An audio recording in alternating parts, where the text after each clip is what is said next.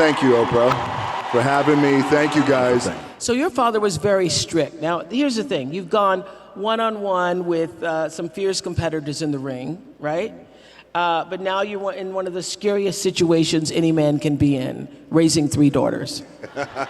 Yes. Yeah. Yes. Extremely scary. And are you a strict dad?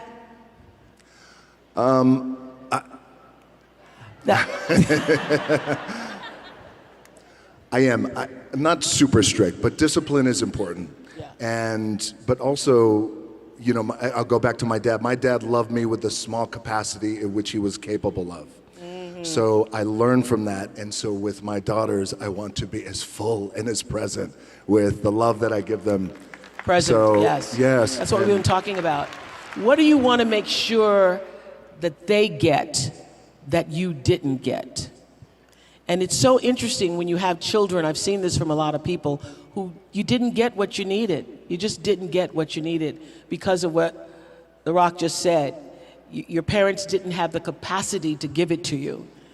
And now that you're older, you have to learn to give that to yourself and to be able to give that to your children in a way that you don't carry on what was done to you. So what is it you want your daughters to know about the way you love them? I want my daughters to know that I love them unconditionally, truly unconditionally, without condition. And I have a daughter who's 18 years old. Her name is Simone. Jasmine, who just turned 4. Tiana. Baby Tiana, thank you, who is getting ready to turn 2. And I am, as I told my 18-year-old daughter, Simone, I said, I love you. I'm going to tell you I love you every day. I'm going to text you I love you. So you're one of those say the words out loud. Yes, because I didn't get that. And Yeah. I will look at you, I love you, and I'm going to text you. But I also told her, I'm unattached. You don't even have to text me back, right? You could text me back, it's fine, but you don't have to. Like, it's okay. It's without condition. It's unconditional love. And I also want to teach my daughters the value of hard work. More importantly, I want to teach my daughters the value of being kind and how important that is. Well, you know, I read that your father, you used to watch him in training, and he would say, if I'm going to get up at 6 a.m., you're going to get up at 6 a.m. So what do you think you got the most from him? Was it your work ethic? What was it? It was definitely my work ethic. My dad was a man who against the odds, made it. But he would get up at usually 5:30 in the morning, and he would say, if I get up, you're going to get up too. He would drag me to the gym. And by the way, I'm 5 years old, and he would drag me to the gym. Yes. And I wouldn't work out, but he would just make sure that I was there and be with him. And that was our time that we could spend together. But I would say my work ethic from my dad always said too that regardless of what you do in life and where you go, respect is going to be given when it's earned, and you have to go out and earn it every single day. Yeah. So your dad taught you a lot. I wonder, what have your daughters taught you? My daughters taught me how to be, I think, more caring and more sensitive and more selfless. Yeah. Were you there for all of them when they were born? I was right there. Right there. I mean, right there. Yeah. Yes. I mean, you were right there. I was right there, yes. And bring it on. I mean, this is our moment, yes. Yeah, yeah. And is that a life-changing moment when that happens for you? It's the greatest thing that I have ever experienced in my life. And it gave me such a profound respect for my baby's mamas.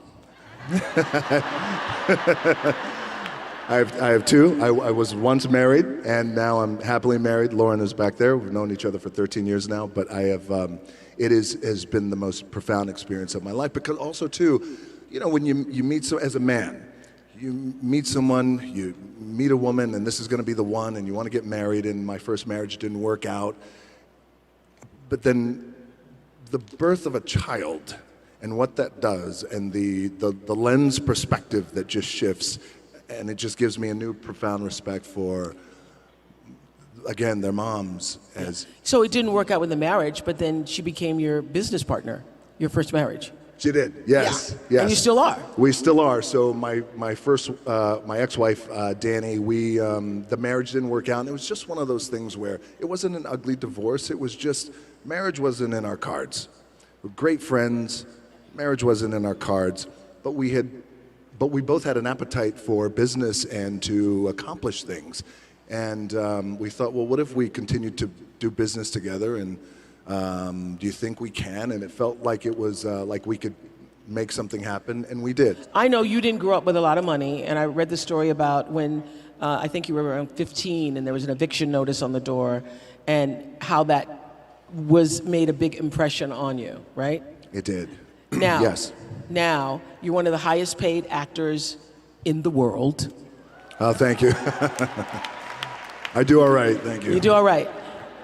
And does that title, the sexiest man alive, the highest paid in the what do those titles mean, if anything? You're the greatest, you're the most popular, you're the most followed, you're the most. It's great for the ego. It's wonderful. Kidding. Yeah, the better question is, how do you keep your ego in check when all of that is happening all around you? Sure. Yeah. Very important. People I have around me and how important that is. Do you have anybody who can tell you the truth at this point? Yeah, she's called my wife. Yes. Okay. Absolutely. Lauren can tell you the truth. Yes, Lauren can tell me the truth. But by the way, and this is where it's the tricky thing for us too, being in this position, is we want to make sure that we have people around us who are inspired to do well and reach for and continue to share our vision, but also at times say, well, I'm not quite too sure if that's the right thing to do. So look, I've had a wonderful career, especially coming from being evicted, and those titles are nice and everything is fine. But honestly, I'm so grateful to be in the position I'm in, and I never take anything for granted. I try not Aren't to. you glad that you were once evicted? Because it gives you such an appreciation for what you have now. It just gives such perspective. When we were 14 years old, we lived in Hawaii, and we lived in a small efficiency apartment. And my mom and I came home, and I'll never forget, the rent was $180 a week. And there was an eviction a week, and there was an eviction notice on the door. And this was the one, it was the final eviction notice. Like, that's the one. My mom started crying, and I never forgot in that moment. It was a seminal moment for me because I felt like I never want to be in this position again. What can I do? So at 14 years old, I thought, well, the heroes in my life, Muhammad Ali, for example, professional wrestlers, they're all men who have worked hard with their hands and they built their body. Yes, that's what I'm going to do. I'm going to do what my dad taught me and these other heroes. I'm going to go build my body so we're never evicted again. But being evicted, by the way, has, as you were saying, has not only given me just great perspective, but also great gratitude, but also, and my team and my family, we laugh at it, but I feel this way, like, oh, well, you know, we're a month away from being evicted. I got to go to work. Like, I still have that in my head. You still have that. I still have that in my head, you know, but it keeps you grounded, by the way. Yeah. Yeah, because that's why the most this and the most that, again, it's wonderful, but the alternative is what I once was. And it also doesn't change the way you're wired, because I still save toast. I do. I will save toast rather than throw it away. Uh-huh. And I know there's going to be more toast, but I still do because there's something in me, because when we were growing up, we had to save it. You know, you weren't allowed to like throw food away. So there was a really big deal. So here's the deal. You have now you get the biggest paychecks. You have all this money, acclaim, fame. You didn't have that growing up. How do you raise children who have good sense and are also kind when they have everything? Because part of what made you who you are is having had that eviction notice and having not had everything. So how do you do that how are you planning to do that with your children? So for example, with our 18-year-old daughter, it was really important that we share those stories, share the stories about being evicted. Her mom's parents were immigrants who came over from Cuba. It's important that we've always shared those stories. And also, we try and keep it as simple as we possibly can. We have a farm in Virginia. Happily to say that I've moved my family here to Atlanta. So Yay!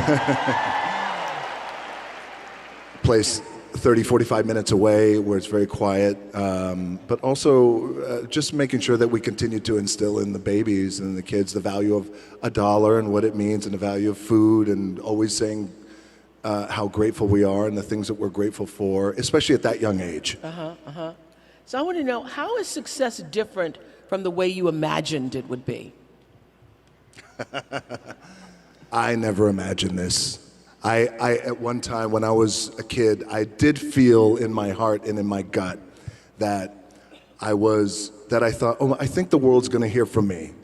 I don't know how, but I do feel that way. But I never thought in my mind it was this level of success or fame even. It was, I don't know how, but the world's going to hear from me. So, which is maybe why, at times I could walk around and I could look at things like I'm a big kid, like everything at times can be like I'm in Willy Wonka's chocolate factory, where I'm just really in awe of everything that's really happening around me. What's the first thing you splurged on when you realized you had enough to splurge? Okay. So, all right. The first thing I splurged on, so when I was a kid, 14 years old, in my mind, what it meant to be successful, it was a Rolex watch. Right. So there was such a valuable lesson out of this. So I thought for years, oh wait, every successful man has a Rolex watch and has diamonds in it. So when I finally was making a little bit of money, and this was in 1999, and I thought, okay, and this, by the way, I was still living in an apartment, paying monthly rent, but again... Oh, you renting and buying a Rolex? I was just renting horrible financial definitely decisions. Own if you're buying a Rolex, okay? Yes. Yeah. This is what not to do. So I thought, this is it, I'm gonna splurge, and I went and I got myself a Rolex, and I wore it, at that time I was wrestling, I wore it in the ring, not for a match, but I was doing an interview in the ring. And I wore it in the ring, and a melee broke out, which always happens in the wild world of professional wrestling. One of the wrestlers fell on the Rolex when it came off.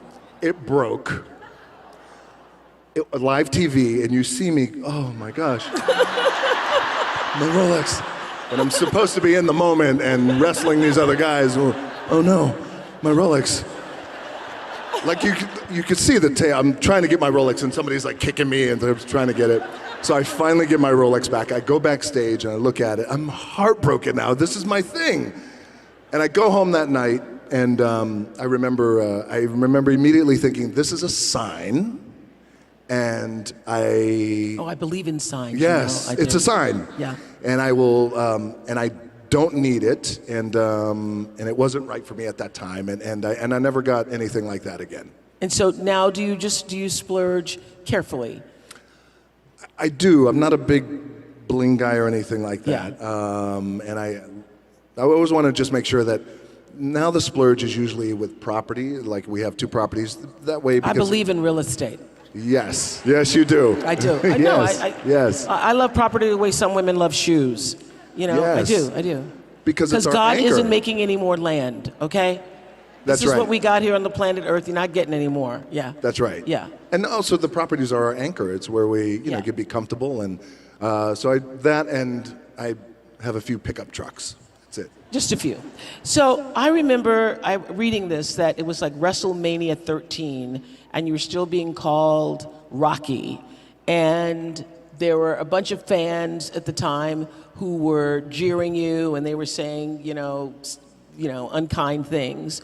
And you used that moment and literally turned on your heels and turned it around. Yeah. And, this whole Vision Tour is about people who've been knocked down sometimes in life. Everybody, not in a ring, but have had those moments where you didn't feel like the rest of the world saw you for who you needed to be. Right. How were you able to turn that around? Okay, so thank you for bringing that up. So this is, it was a turning point in my career, and it really allowed me to grow, and it really allowed me just to be me and be anchored in with who I am. So when I first started wrestling, the idea was, well, why don't you call yourself Rocky Maivia? Out of respect for your dad, Rocky Johnson, and your grandfather, Peter Maivia. I hated the name. And I thought, well, I just wanted to make my own way. And I wanted to be independent. I love my family, but I don't want to do it like that because it feels like I'm trying to leverage their fame. The powers that be said, nope, that's your name. I was also told, well, when you go out and you wrestle, you have to smile. I want you to smile big. This is in the WWE. Why are you smiling if you don't beat Because, people up? well, the idea was I was a rookie in the wrestling business. I was what's called, the wrestling business has a term called babyface, which is a good guy. I was being groomed as a good guy wrestler. Young, the idea was you're grateful. Grateful for the opportunity, so when you go out there, I want you to smile. You can't smile enough. And I thought, well, what if I lose? Nope. Yes, exactly. Yeah. Still got to smile. And Yeah. it just didn't feel right. That didn't sit right with me. So a few months later, the company made me the Intercontinental Champion. And then a month later, we go into the annual biggest event. It's like the Super Bowl of wrestling, WrestleMania. And it was WrestleMania 13. By the time I got to Chicago, WrestleMania, 16,000 people in the middle of the ring. When I was in the ring, and I'm supposed to be a good guy, and you're supposed to cheer me, 16,000 people were chanting, "Rocky sucks." Thank you for laughing, a few of you. But it was... Can you hear the word sucks clearly when you're on the mat? Rocky sucks. Yes. Yeah, Rocky sucks. There's a reverb that happens in the arena. And when in unison, not one person, you suck. Yeah. 16,000. And I remember laying there in the ring, and the referee said to me, don't listen to him. And it was crippling for me. Yeah. But so then at that time, the powers that be thought, this isn't going to work. And for whatever reason, people are not liking you and they're not connecting with you. And so in that moment, it was very defining because I asked then if I could just be myself. And if I could go out there and if I can speak to the crowd and if I could just be myself and be authentic. And if I don't want to smile, I don't smile. If I want to laugh, I laugh. If I want to sing, I sing. Whatever it is, I just want to be me. Can I have that for 1 minute of live TV time? Powers that be at that time, Vince McMahon said, you got it. So on Raw, live TV, I grabbed a microphone and I said, I may be a lot of things, but sucks isn't one of them. And I said something to the effect of, basically, it's not a this thing, it's not a that thing, it's a me being myself thing. And before you know it, I guess the moral of this story is the importance and the power of finding your identity and being true to who you are. Even in that wild world of pro wrestling, it still applies to everyone in the room, and how powerful that could be, because it was a true shift and click moment. And I never looked back, and I became, fortunately, the biggest draw that the business has ever seen. Wow. You know, I was talking earlier about intention, and you have acquired and continue to acquire a lot as you're continuing to build $7. What is the purest, highest, truest intention behind it all? Because I know at the end of the day, it isn't all about fame. No. And it isn't all about making money. So the reason why you want to continue to grow and succeed is what? To create an amazing experience for people. And that's important to me, because that's an opportunity that I have to give joy and help, whether it transform or a movie or a thing or whatever it is. Like that's the audience's experience. Audience experience is something that's deeply personal to me. And I think that goes back to when so before the bright lights of the WWE, I was wrestling in a small wrestling company. We'd wrestle in flea markets and used car dealerships. You put a ring in the used car dealership in the parking lot. But the reason why I bring that up, and state fairs, but there was an intimacy there. And even at that level, it was always about, well, how can I send the audience home happy and make people feel good? And by the way, I also feel like if you're in a position to make people feel good, that is such a powerful thing. Yeah. It's such a powerful thing. I know we did you for Masterclass for OWN, and something you said there really stuck with me, that the most powerful thing you can ever do is to be yourself. Be yourself. Yeah. Yes. And you were talking about that earlier, about that moment that you learned to be authentic is when everything changed. That's when everything changed. It's like a shift and click moment for me, when I realized there's great power in being myself, same thing for all of us. But I believe it's the most powerful thing that we could be. It's easier said than done, because I struggled for a long time trying to figure out, well, what's my identity and who am I? And for example, when I got to Hollywood, the very first time I got to Hollywood in the early 2000s, I was told, again, well, if you want to be a star, then maybe you shouldn't talk about wrestling, maybe you shouldn't go to the gym as much, maybe you shouldn't raise your silly eyebrow, and there was a lot of things like that. And when you don't know, you buy into it. And so I thought, okay, well maybe, so don't call yourself The Rock. Okay, so I went through that entire process for years trying to figure out who I was. And then when you look back on my earlier career, the films I was doing, they were good, but just not, like, oh, that's how I like to see him, because he is his true authentic self. And have you had a sweet revenge moment? Yeah, who sucks now, huh? No. Yeah. One of those. One of those. Yes. It was, okay, so at this time when I felt like, okay, I really need to make a change in my career. I need to be me, and I want to have the kind of career that is a global career. And I said, I'm not quite too sure how we're going to do it, but I need you to buy into the vision with me, and I'm willing to put in the work with my own two hands. As I was telling my agency at that time in Hollywood. And they all looked at me like I had three heads, and they thought, well, we just don't. They thought, okay, sure, kind of placating me. And then eventually I'd left them and then decided, you know what?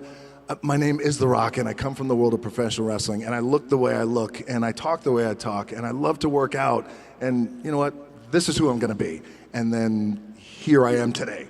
So for those who said, we don't get it, kind of sweet revenge. So you posted on Instagram in November, joy and hope cost nothing.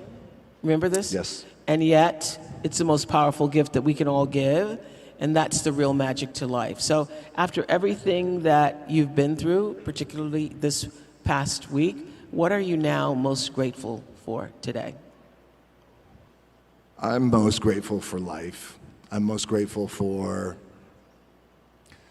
an opportunity. I'm most grateful for my family. Gratitude is a big thing with me. I mean, it is truly my anchor. Yeah. Yes, mine too. you too, right? Religion. It's my anchor, and I wake up with a heart full of gratitude. And even in death, and even when things don't go right, and even though I didn't make it to the NFL, me making it to the NFL was the best thing that never happened. Yes.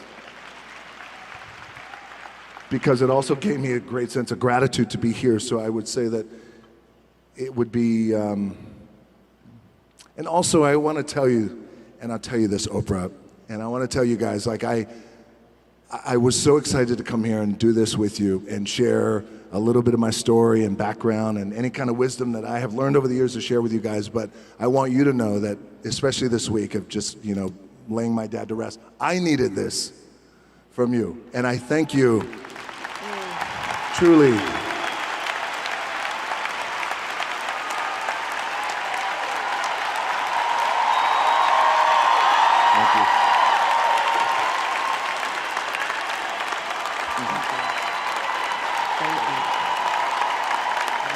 Thank you. Thank you so much. I did. I love you back. I truly do. That's some good mana y'all just gave. Some good mana. But thank you. I did. I needed this, and I needed this. I needed the love and this mana, because what I also realized is, and I felt it coming in, is that, you go to rock concerts and things and events and wrestling matches or whatever, but you know, when you come to this room and you have thousands, 12, 13, 15,000 people who have one intention, which is to be better and give so much love and receive so much love. It's a powerful thing. It is a very powerful thing. Thank you for being here today to share it.